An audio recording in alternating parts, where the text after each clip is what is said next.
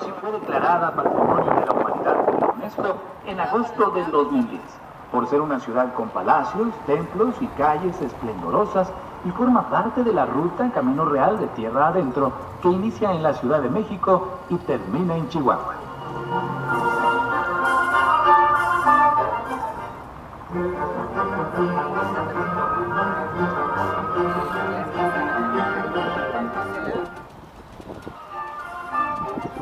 Aquí empieza la Avenida Reforma, la cual delimita la zona del centro histórico del resto de la ciudad, donde se construyó un conjunto de pequeñas plazoletas que son conocidas como Plaza El Milenio.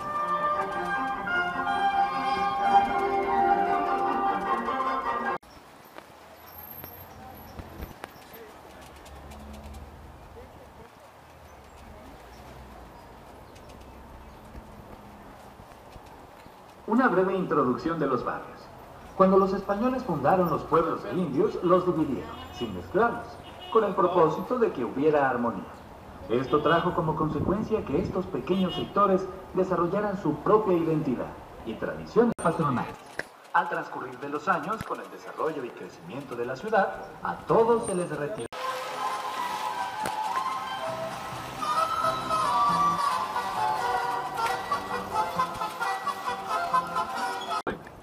Después se construyó la torre más grande en 1709. El templo sirvió de modelo para la mayoría de los que tuvo la provincia. Es calificada como gran hazaña del barroco potosino.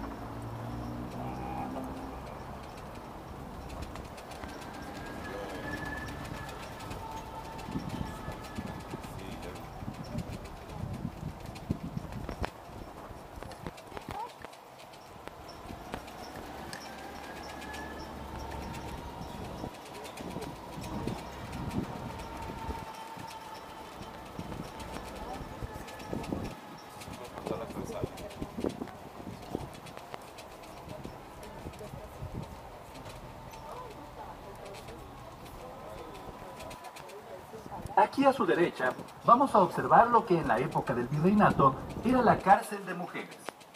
Se le conocía como la Casa de las Recogidas. Terminada su construcción en 1771, era la cárcel de mujeres de conducta dudosa. Actualmente es el Poder Legislativo, el edificio Juárez. En la siguiente esquina, la casa donde vivió el poeta Ramón López Velarde y donde se inspiró para su más célebre poesía, La Suave Patria.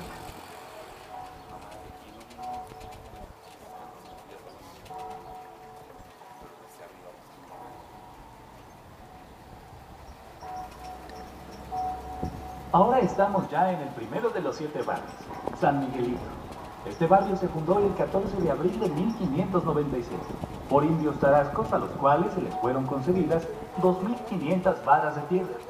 Rápidamente se nombró un gobierno integrado por un alcalde, un alguacil mayor y 2 topiles, y quedó sujeto a la alcaldía mayor de San Luis, y en lo eclesiástico al convento franciscano.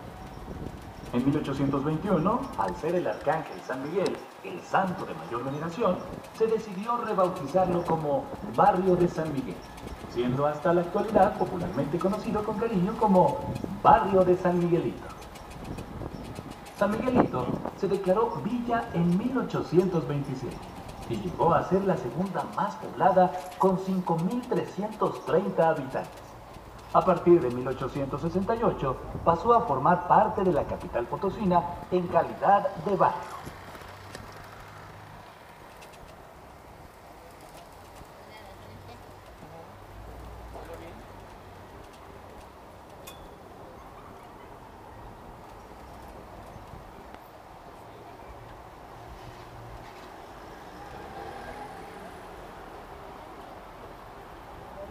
La iglesia de San Miguelito es obra de los franciscanos. De frente podemos apreciar su puerta en molinos de piedra, con los cuales se hacían la torta mezclándole sal magistral y mercurio. Los azogueros dirigían la operación de la revoltura. Después se lavaba el amalgama, se colocaba en sacos de tela para escurrir el agua. Se formaban panes de 6 a 8 centímetros que se colocaban al fuego. Con esto se liberaba la plata del mercurio. Se sometía nuevamente a la temperatura, se refinaba en segunda fungiéndola con boro que hacía las veces de jabón mineral. Luego, se vaciaba en moldes y salían barras que eran llevadas a las casas de moneda para convertirlas en pesos. Ahora nuestro recorrido sobre la calzada de Guadalupe, que se formó por la tradición de trasladar a la Virgen de Guadalupe desde el santuario hasta la catedral, donde se restaba un novenario antes de regresar al santuario. Este paseo divide los barrios de San Sebastián y San Miguelito.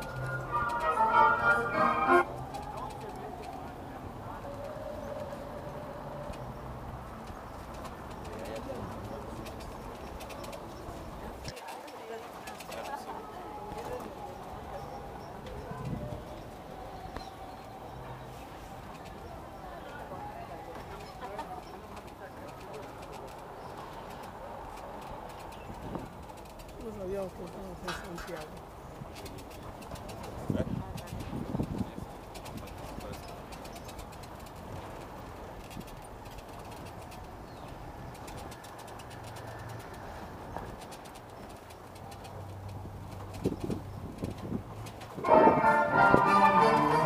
La calzada nos da la bienvenida con la caja del agua a su lado izquierdo.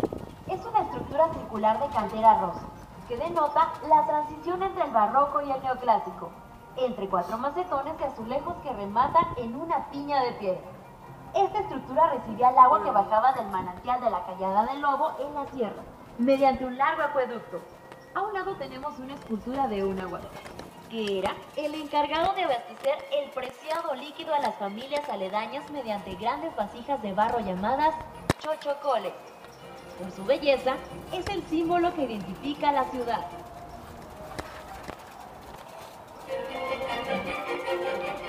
En la esquina, a su izquierda, apreciarán el Jardín Colón, donde hay un antiguo reloj usado en una columna de cantera, un obsequio de la colonia española a la ciudad. Se instaló en 1910 con motivos de las fiestas del centenario de la independencia. Actualmente fue remodelado y vuelve a lucir con gran esplendor. Y del otro lado de la calle, el Mercado de la Merced. En este lugar estuvo el templo y convento de la Orden Mercedaria. Ya estamos ingresando al barrio de San Sebastián. Los orígenes de San Sebastián se sitúan alrededor del año de 1600, con indios principalmente tarascos y más tarde con familias de indios guachichiles de la región, traídos por los españoles para el trabajo de las minas del Cerro de San Pedro. El asentamiento se formalizó cuando Fray Pedro de Castroverde solicitó la fundación de un convento agustino en 1603.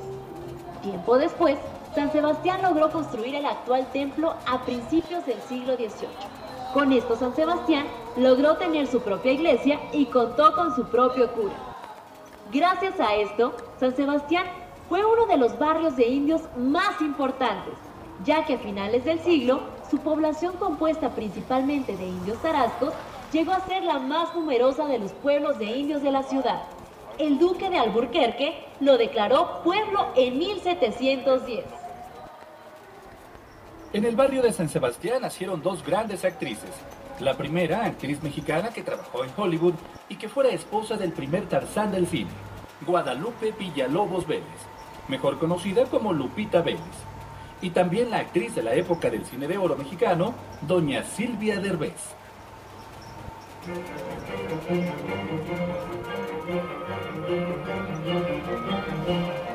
¿Sabías que en 1863, desde San Luis Potosí, don Benito Juárez dirigió el país durante 7 meses? Esto debido a los grandes disturbios que existían por la intervención francesa. Juárez se sintió amenazado cuando las tropas de Maximiliano llegaron a la Ciudad de México. Se vino a San Luis Potosí para protegerse de caer en manos del enemigo, y desde aquí trató de reorganizar las tropas y poner orden. En la esquina a la derecha se encuentra el templo de San Agustín. Los padres agustinos se establecieron en esta ciudad en 1599, con el fin de fundar una hospedería para los viajeros en su ruta hacia Zacatecas. En 1615, Fray Diego de Basalengue construyó el templo y convento.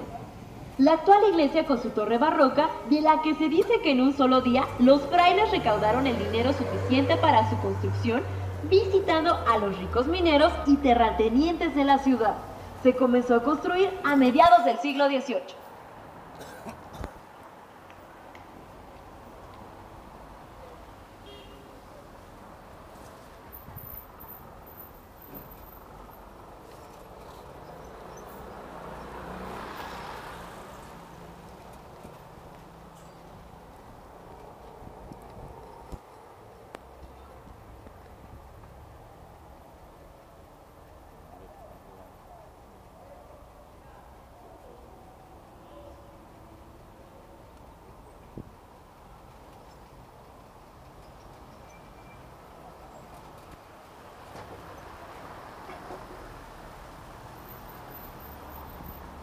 A su mano izquierda, en la esquina de la casa de cantera rosa, es Tradiciones Potosinas, una casona de 1900.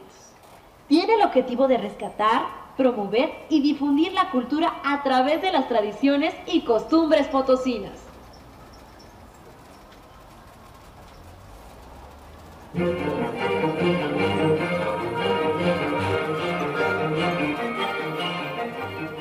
Como dato curioso, después de que Maximiliano fue derrotado en Querétaro, don Benito Juárez decide regresar a la Ciudad de México después de casi 4 años de ausencia y pasa por segunda vez a San Luis. Cuando el pueblo potosino se entera de la noticia, quieren demostrar a Benito Juárez su gran estimación, y para esto llenaron la fuente del centro de la Plaza de Armas de Colonche para todas las personas que quisieran degustar de la típica bebida hecha a base de tuna y tomaran a llenar.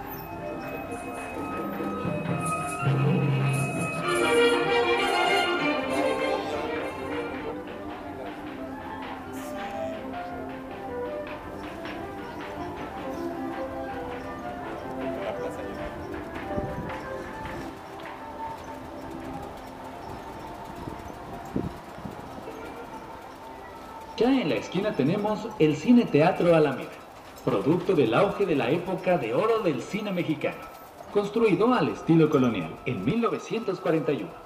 Su amplia sala es similar a la del Cine Alameda de la Ciudad de México. Simulaba una plaza de un pueblo de provincia de antaño. En ella, su plafón aparentaba ser el cielo, que a través de un sistema eléctrico hacía que los asistentes percibieran nubes animadas y estrellas centelleantes. Actualmente sigue funcionando como cine de cintas culturales e históricas, para obras de teatro, bailables y conferencias.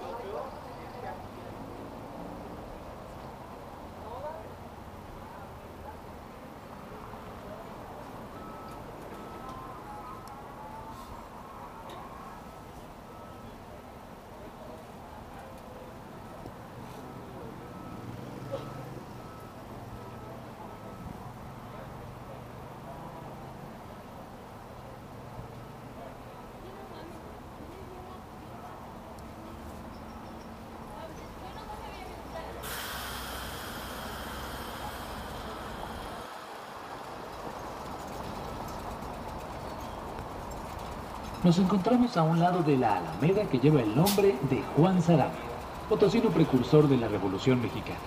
Originalmente fue un ojo de agua. Después este terreno fue donado a los carmelitas descalzos y la convirtieron en su huerta. Con las leyes de reforma regresó a ser parte de la ciudad como área verde. Ha experimentado varios cambios, hasta hacer desaparecer la influencia europea que predominaba de la época porfiriana.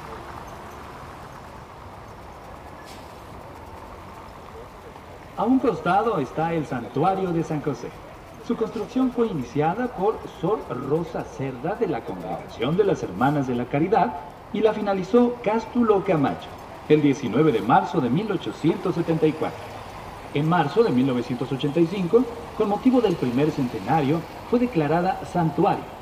La fachada de cantera con torre central de 2 cuerpos es muy diferente a todas las torres barrocas de San Luis. En su interior, la venerada imagen y escultura del Señor de los Trabajos. De las bóvedas cuelgan 30 candiles de cristal de Bacará. Bajo el piso del templo hay amplias criptas, las más grandes de toda la ciudad. En los pueblos de indios se creía mucho en hechiceros y brujos, y hay un caso muy conocido en la etapa de crecimiento de los primeros asentamientos. La historia ni siquiera registra su nombre. Como no fue bautizada, simplemente se le llamó la bruja Guachichil. Era una anciana, una de las últimas, orgullosamente guachichiles. Esta hechicera citó a una reunión a los guachichiles en el pueblo de Tlaxcala. El domingo 18 de julio de 1599, donde les prometió revivir a los muertos y devolver la juventud a los ancianos. Ni guachichiles ni tlaxcaltecas fueron amigos. Hábil oradora, los convenció de ir a la iglesia, pero no para oír al sacerdote, sino para destruir las imágenes y los adornos.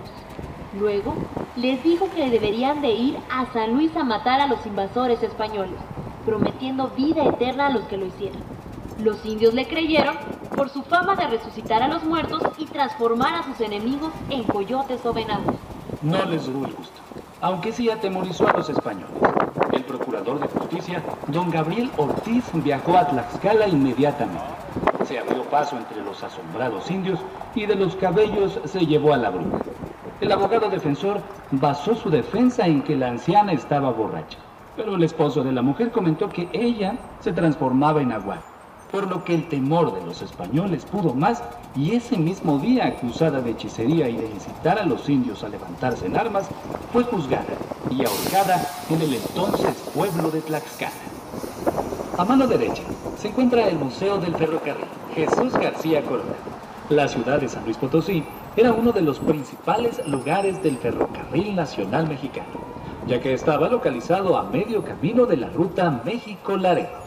El año de 1942 presentó algunas dificultades por la Segunda Guerra Mundial. El 7 de noviembre de 1942 se inauguró la nueva estación, llamada la Estación Monasterio. Entre silbatos, repicar de campanas y un sinnúmero de personas, la estación nueva sustituyó a la estación porfiriana destruida por un incendio. El Museo del Ferrocarril fue fundado en el año 2007. Representa el estilo arquitectónico Art Deco de la primera mitad del siglo XX. Contiene grandes espacios que en su momento fueron vestíbulo, salas de espera y arribo, restaurante y áreas destinadas a la estación.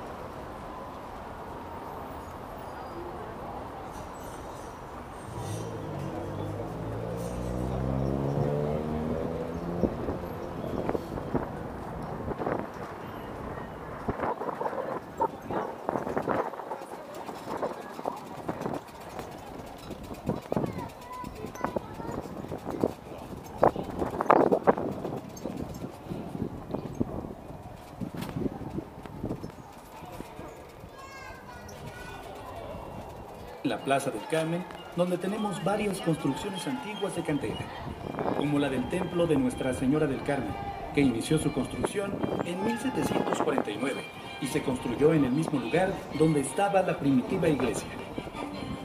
Su fachada es de estilo ultrabarroco churrigueresco y por un costado se aprecia el estilo neoclásico, con su puerta josefina. En el interior encontramos el incomparable retablo de los 7 arcángeles, de estilo ultrabarroco, y varios retablos y pinturas del siglo XVIII.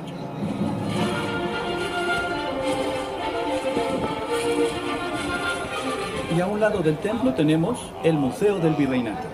Forma parte del conjunto arquitectónico del Convento del Carmen. Funcionó como un asilo de huérfanos y también como oficinas de la Secretaría de Salud. En el 2003 se inauguró como museo, con el objetivo de difundir los valores culturales del periodo virreinal de México.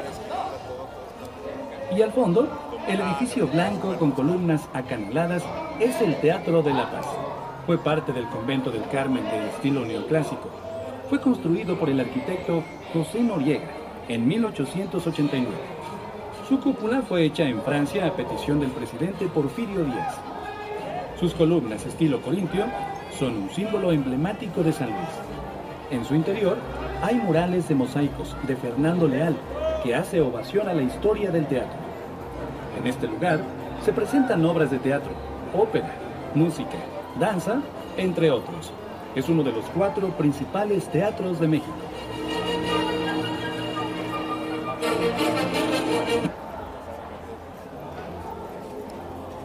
El nombre de nuestro estado proviene de la fama que tuvieron las minas de Potosí en Bolivia, y porque don Luis de Velasco y Castilla, virrey de la Nueva España, en aquel entonces veneraba a San Luis, rey de Francia, quien fue uno de los hombres más ejemplares que siempre predicó el bien y la justicia.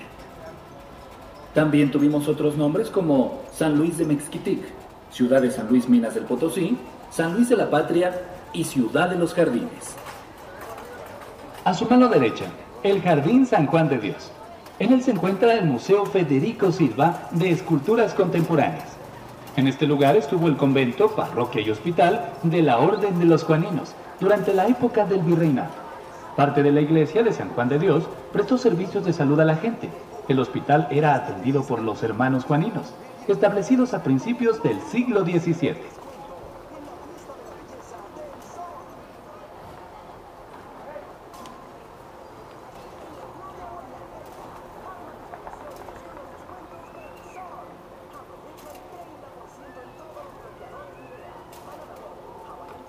Somos una cultura que inspira, rica en tradición y cultura de norte a sur, donde cada estado tiene una historia que contar.